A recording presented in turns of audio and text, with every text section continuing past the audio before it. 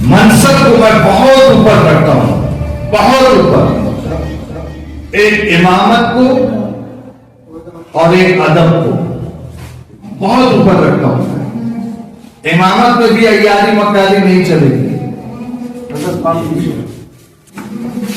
اور ادب میں بھی عیاری مکاری نہیں چلے گی، چونکہ آنے والی نسلیں ہمارے لکھی ہوئی چیزوں کو پڑھ کر بڑی ہوں گی۔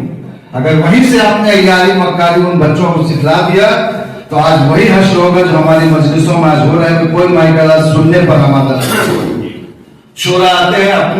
اپنے ٹرمز تک بیٹھتے ہیں کہ کب مجھے موقع ملے گا میں غزل سناؤں گا، وقت نہیں ہے میرے پاس، امی بیمار ہے،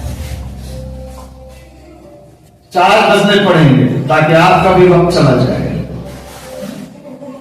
اناؤنسر بول رہا ہوتا ہے ایک ایک غزل پر اکتفا کیجئے، بہت وقت ہے، اچھا ایک رباعی کم سے کم سن لیجیے، چند قطعات کم سے کم سن لیجیے، اپنی تو بھڑاس نکال دیے بھائی، اس کے بعد والا کا کیا حال ہوگا؟ بہت تو محدود ہے نا، G20 تو ہو گیا۔ یہ ساری چیزوں پہ نظر رکھنے کی ضرورت ہے،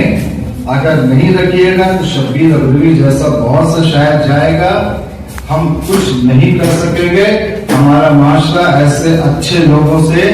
تعلیم ہوتے ہوتے ہوتے ہوتے بہت ڈاؤن کا شکار ہو جائے گا، کیونکہ اب جو نسلیں آ رہی ہیں ان کے اندر وہ ادب کا مادہ نہیں ہے۔ بہت معذرت کے ساتھ میں کہہ رہا ہوں، بہت معذرت کے ساتھ، وقت گزرا ہے کہ اگر حضرت قیصر شبی مجلس سب میں بیٹھے ہوئے ہیں مشاہدے میں، ارشاد آزو پیچھے تو زانو بیٹھا ہوا، اور اس وقت تک بیٹھا ہوا جب تک استاد پیچھے مڑ کے نہ دیکھے اور بولے بیٹا ٹھیک سے بیٹھو، وہ ادب سیکھا ہے۔ اور ابھی اعلان نہیں ہوتا ہے، لوگ اگلی صف میں بیٹھتے ہیں تاکہ سیلفی لے سکیں اور دوسرے دن اخبار میں اور سوشل میڈیا پہ ڈال سکیں کہ میں نے فلاں جگہ مشاہدہ پڑھا ہے، یہ بھی ادب۔ سن لیجیے آپ، ہم بزرگوں کے قدموں میں بیٹھ کر ادب حاصل کر رہے ہیں اور کوئی بزرگوں کو ٹھیل کر حاصل کر رہا ہے،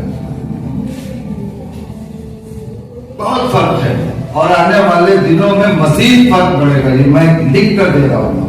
چونکہ اب اس طرح کی تربیت نہیں ہو رہی ہے۔